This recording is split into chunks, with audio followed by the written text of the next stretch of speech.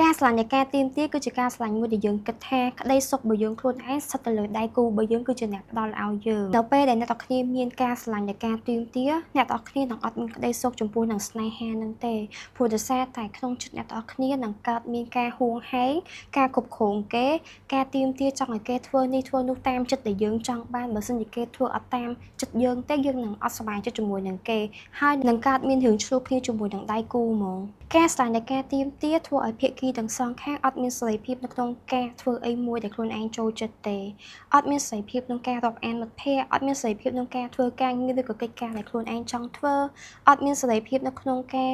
ធ្វើអីដែលថ្មីទៅតាមគោលដៅរបស់ខ្លួនឯងដោយសារតែមានដៃគូរបស់យើងនៅចាំហួងហែងយើងនៅចាំតែគ្រប់គ្រងលើជីវិតរបស់យើងអត់ឲ្យយើងធ្វើនេះអត់ឲ្យយើងធ្វើនោះខ្លាចយើងអត់ទុកចិត្តយើងនិយាយទៅស្នេហាបែបហ្នឹងធ្វើឲ្យអ្នកទាំងអស់គ្នាមានសម្ពាធខ្លាំងហ្មងអញ្ចឹងបើសិនជាអ្នកទាំងគ្នាសង្កេតឃើញថាខ្លួនឯងជាមនុស្សអ្នកដែលទៀមទានៅក្នុងរឿងស្នេហាអញ្ចឹងសូមបញ្ចុះការទៀមទាមួយនឹងចេញបើសិនជាយើងអត់ចង់ឲ្យបាត់បង់ស្នេហាមួយហ្នឹងអត់ចង់បាត់បង់មនុស្សជាទីស្រឡាញ់របស់យើងអរគុណអ្នកទាំងអស់គ្នាជួបគ្នានៅវីដេអូក្រោយពីខ្ញុំសេនីតាបាយបាយ